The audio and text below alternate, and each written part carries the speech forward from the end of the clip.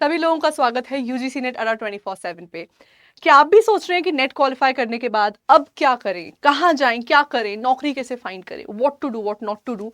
Then देखिए, ये video है आपके लिए। अगले 5 मिनट में मैं आपके सभी डाउट्स को क्लियर करने वाली हूँ, तो वीडियो को एंड तक देखें, से ज्यादा लोगों के साथ शेयर करें, और ऐसी और जानकारी के लिए बने रहिए हमारे साथ ओनली ऑन यूजीसी नेट अड्डा 24/7। पेज को भाई फटाफट से सब्सक्राइब कर दो। देखिए, अगर आपने नेट क्वालिफाई कर लिया है, इसके बाद जो है आप दो चीजों के लिए एलिजिबल हो जाते हैं। नंबर वन, आप डायरेक्टली जो है रिसर्च पोजीशंस के लिए जो है एलिजिबल हो जाते हैं, एंड दूसरी ही तरफ जो है आप टीचिंग प्रोफेशन के लिए एलिजिबल हो जाते हैं। जैसे कि आप सब जानते हैं, नेट की फुल फॉर्म है UGC NET, national eligibility test. So वो एलिजिबिलिटी अगर आपके पास जेआरएफ है और नहीं भी है तो नेट के बेसिस पे भी आप पीएचडी में एडमिशन ले सकते हैं। आप रिसर्च में भी जा सकते हैं, आप टीचिंग में भी जा सकते हैं। एंट्री लेवल आपकी पोजीशन होगी असिस्टेंट प्रोफेसर की पोस्ट, ठीक है। सो पहले तो आपको अपने दिमाग में ये थॉट को क्लियर करना है कि आप रिसर्च की तरफ आपका इंक्लिनेशन ज़्यादा है, कि आप एक जूनियर रिसर्च फेलो बन के जो है रिसर्च करना चाहते हैं, या आप डायरेक्टली जो है टीचिंग प्रोफेशन में एंटर करना चाहते हैं। ये मैं आपको बता दूं कि अप्रोक्सीमेटली जो आपका फर्स्ट 7 years है, with in first 7 years of your profession as an assistant professor, आपको इवेंचुअली पीएचडी करनी ही पड़ेगी, बिकॉज आपको एक बहुत इंपॉर्टेंट हाइक मिलता है आपके पे स्केल में।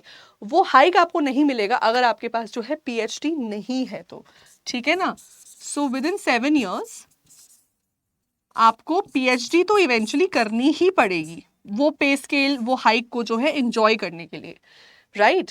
सो अब वो आप पे जो है डिपेंड करता है कि वो जो हाइक है वो आप अपने करियर में पहले ही पीएचडी में एनरोल करके लेना चाहते हैं, और बाद में मतलब 3 से 5 साल की पीएचडी करके फिर आप टीचिंग ज्वाइन करना चाहते हैं, या कहीं अगर आपकी टीचिंग जॉब आपको मिल रही है, आप उसको लेके आप बीच में भी जो है स्टडी लीव लेके अपनी पीएचडी को जो है कंटिन्यू कर सकते हैं। तो ये दोनों ऑप्शंस आपके पास रहेंगे, ठीक है। अब अगर आप रिसर्च में जा रहे हैं तो बहुत सीधी सीधी बात है, आपको जहां जहां भी पीएचडी के एनरोलमेंट्स हो रहे हैं आपको वहां अप्लाई करना है।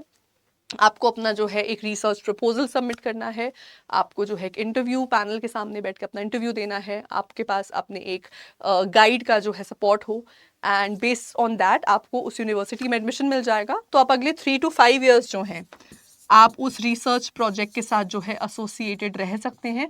अगर आपके पास जेआरएफ है तो ऑफ कोर्स आपको जो स्टाइपेंड है वो भी उसके लिए जो है मिलेगा। याद रखिएगा, अगर आपको गवर्नमेंट की तरफ से स्टाइपेंड मिल रहा है रिसर्च करने के लिए, तो उसके बाद आप किसी और जगह से कोई सोर्स ऑफ इनकम नहीं ले सकते। आपके बैंक में किसी दूसरे सोर्स से, पर्टिकुलरली किसी टीचिंग पोजीशन की जॉब से कोई दूसरी जो है पे नहीं आ सकती है, ठीक है। Number one. नंबर टू, अगर आप टीचिंग में हैं और इस बीच अगर आप पीएचडी जो है करने चले जाते हैं तो आप अपनी स्टडी लीव लेकर जाएंगे। वो स्टडी लीव का अप्रूवल आपको आपका पेरेंट इंस्टीट्यूशन ही देगा। अगर आपका पेरेंट इंस्टीट्यूशन चाहे तो वो आपका स्टडी लीव जो है रिजेक्ट भी कर सकता है, बट मोस्टली जो इंस्टीट्यूट्स हैं नैक क्रेडिट की वजह से प्रेफर करेंगे कि उनके सभी लेक्चरर्स जो हैं वो पीएचडी स्कॉलर्स हों, एटलीस्ट उनके नाम के आगे डॉक्टर्स हों। इसलिए जनरली पेरेंट्स इंस्टीट्यूशन अपने लेक्चरर्स को जो है स्टडी लीव अलाउ कर ही देते हैं। अब पीएचडी में एंट्रेंस का जो लेवल है, देखिए वो तो आप अपने सब्जेक्ट में जो भी आपका फील्ड ऑफ इंटरेस्ट है, बेस्ड ऑन दैट आप अपना रिसर्च प्रपोजल बना सकते हैं। ज़्यादा कॉम्प्लिकेशन आती है यहाँ पे कि टीचिंग अगर आपको करनी है तो क्या सिर्फ नेट के बेसिस पे कॉलेजेस आपको अपने पास नौकरी दे देंगे? ऐसा बिल्कुल भी नहीं है। मैंने 23 साल की उम्र में हरियाणा में जो है सरकारी नौकरी में भर्ती ले ली थी। I joined as an assistant professor in Haryana as at the post of assistant professor of English.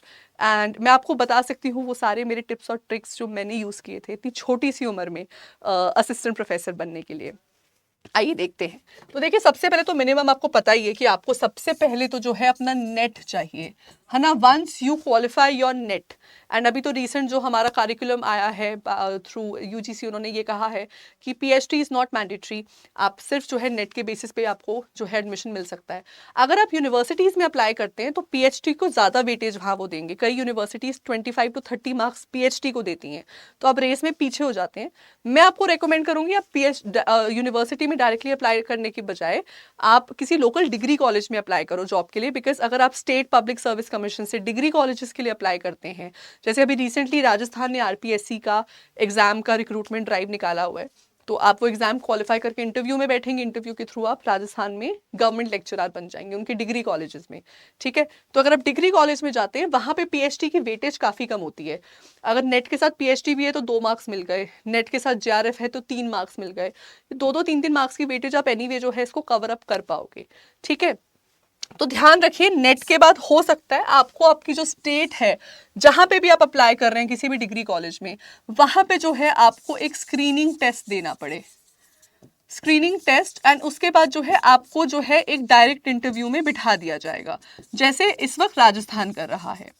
RPSC screening test organise कर रहा है, जितने लोग उसमें क्वालिफाई करेंगे, so based on the number of vacancies जो है आपको डायरेक्ट इंटरव्यू के लिए बुलाया जाएगा। बेस्ड ऑन दैट आपको राजस्थान में गवर्नमेंट कॉलेजेस में आपकी रिक्रूटमेंट हो जाएगी। दूसरी तरफ हरियाणा क्या सिस्टम फॉलो करता है, और कई स्टेट्स, मैक्सिमम स्टेट्स जो सिस्टम फॉलो करती हैं, वो है आपकी एक मेरिट की क्रिएशन। तो once you have pass the screening test, ठीक है, उसके बाद आपकी एक मेरिट बनती है। वो मेरिट के मार्क्स और इंटरव्यू के मार्क्स जुड़ के आउट ऑफ 100 जो है आपकी फाइनल लिस्ट तैयार होती है, जिसके बेसिस पे आपको जॉब मिलती है। ठीक है, इसमें क्या होगा, आपको अपनी जो है एक मेरिट क्रिएट करनी है।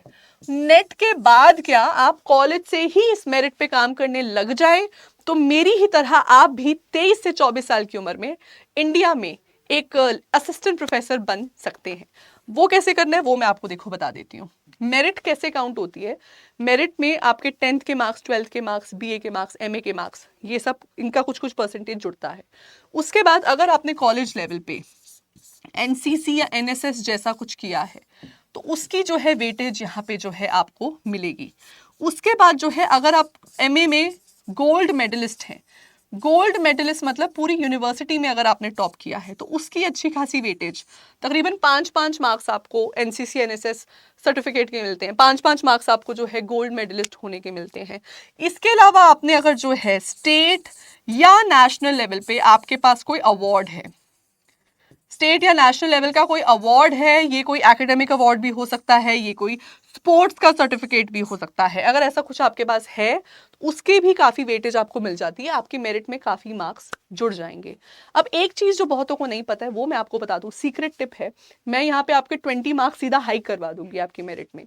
तो आपको जो है कॉलेज के टाइम से ही अपने रिसर्च पेपर्स को पब्लिश करवाना है इन पीयर रिव्यूड जर्नल और according to the UGC approved list. तो यूजीसी हर साल एक केयर लिस्ट निकालता है जिसके अंदर यूजीसी अप्रूव्ड जर्नल्स की लिस्ट होती है। आप उन लिस्ट जर्नल्स में अपने रिसर्च पेपर्स को पब्लिश होने के लिए भेज सकते हैं।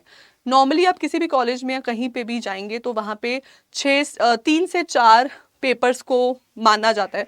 तो मान लो आपके 10 पेपर्स पब्लिश्ड हैं लेकिन वेटेज आपको 3 से 4 पेपर की मिलेगी, मैक्सिमम 6 से 8 मार्क्स पर पेपर, 2 मार्क्स वो देते हैं, तो 6 से 8 मार्क्स की वेटेज आपकी यहाँ से कवर हो जाएगी।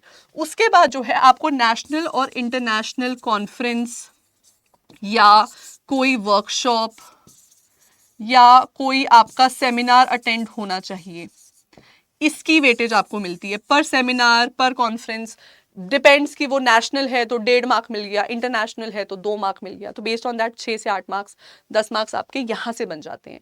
अब ये वो काम है जो मैंने मास्टर्स लेवल से शुरू कर दिया था। मास्टर्स लेवल पे मैं ऑलरेडी अपने कॉलेज के लिए इतने इंटरेस्टिंग असाइनमेंट्स बना रही थी एमएलए फॉर्मेट में कि मैंने उन्हीं को रिसर्च पेपर्स में की तरह भेज दिया, वो अप्रूव भी हो गए बिना एडिटिंग के, वो पब्लिश भी हो गए। तो मेरे कॉलेज में ही मेरे पास 8 से 10 जो है रिसर्च पेपर्स तैयार हो गए थे।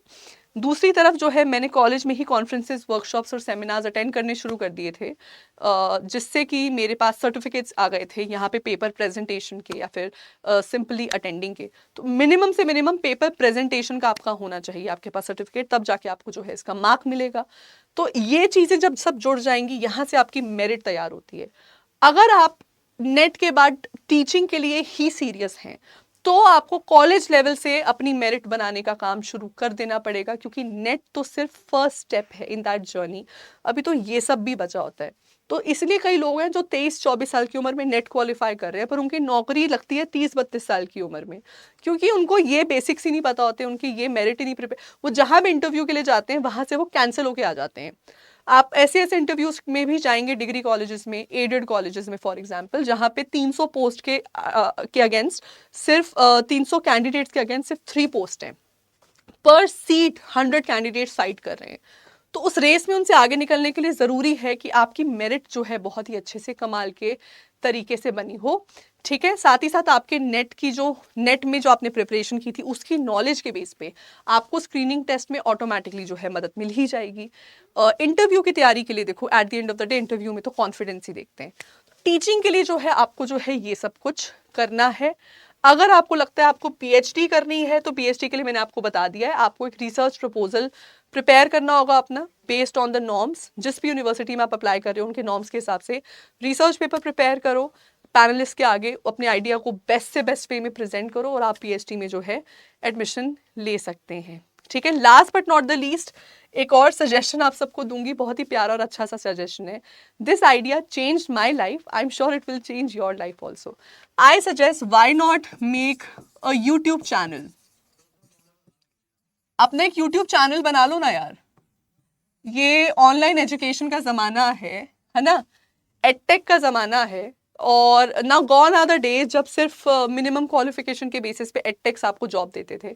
Edtech is now an up and upcoming industry and it is here to stay because according to the National Education Policy 2020 in the upcoming 10 to 20 years India proposes to make 50% of its education system online courses। स्वयं जैसे courses जो हैं हमारे पास websites platforms हैं जो आपको online courses provide कर रहे हैं। गवर्नमेंट स्कूल्स तक जो है रूट लेवल तक जो है एडटेक को पहुंचाया जा रहा है, ऑनलाइन एजुकेशन को पहुंचाया जा रहा है। आप भी इस रेवोल्यूशन का पार्ट बन सकते हैं। आप अपनी पढ़ाई के साथ साथ जो है अपना एक यूट्यूब चैनल शुरू कर सकते हैं, ठीक है। अगर आपका नेट भी साथ में क्वालिफाई हो गया और आपके पास एक अच्छा यूट्यूब चैनल भी है, मान लो जिसमें 1000 सब्सक्राइबर्स भी आपकी वीडियोस देख रहे हैं, मान लो आपके 500 व्यूज भी हैं पर वीडियो, तो भी आपको अच्छे एडटेक से ऑफर्स आ जाएंगे। आप लिंक्डइन वगैरह के थ्रू अपनी प्रोफाइल शेयर कर सकते हैं। फिर रिक्रूटर्स के पास फिर एक फेसबुक यूट्यूब का एक चैनल होगा आपको जज करने के लिए, और शायद आपको बिना इंटरव्यू के ही बुला लें और बहुत अच्छे पे स्केल पे बुला लें, तो आपको जो है डायरेक्ट रिक्रूटर कॉल आने लगेंगे, ठीक है ना, डायरेक्ट रिक्रूटर कॉल आने लगेंगे। तो ये भी काम कर सकते हो, ठीक है। ये बहुत अच्छा career option, alternative career option है आज के टाइम में। गवर्नमेंट साइड में जाना है तो रिसर्च और टीचिंग तो है ही है, लेकिन अगर प्राइवेट सेक्टर में रहना है तो ये भी एक बहुत ही बेहतरीन ऑप्शन है। बदलते ज़माने के साथ हम सबको बदलना चाहिए, मैं भी बदली, आप भी बदलिए। This idea change my life, I hope it changes yours also. So ये था मेरा व्यू ऑन नेट के बाद क्या करें। आई होप आपको मेरे जो ऑप्शंस हैं ये मैंने आपको दिए ये अच्छे लगे होंगे। अच्छा, इनके बारे में और डिटेल चाहिए तो आप मुझे नीचे कमेंट सेक्शन में बता दीजिए, मैं वही वीडियो बना दूंगी। बिकॉज मैं सिर्फ नेट क्वालिफाइड नहीं हूँ, मैं इंटरव्यूज दे के, पब्लिक सर्विस कमीशन के एग्जाम्स दे के, इंटरव्यूज क्वालिफाई करके जो है ऑलरेडी 2.5 साल गवर्नमेंट जॉब करके आई हूँ। So I know the behind the curtain scenes, I know what happens behind the scene, I know वो निटिग्रिटी जो और लोगों को नहीं पता, वो निटिग्रिटी मैं आपको बता सकती हूँ। तो जो भी आपको सजेशन चाहिए वीडियो के नीचे कमेंट सेक्शन में अपना डाउट लिख दीजिए, मैं कोशिश करूंगी आपके डाउट पे एक वीडियो बनाने की। आई होप आपको आज ये सेशन अच्छा लगा, और सेशन अच्छा लगा तो please hit the like button, subscribe to our official YouTube channel. I am professor Aishwarya Puri signing off, take care, bye bye.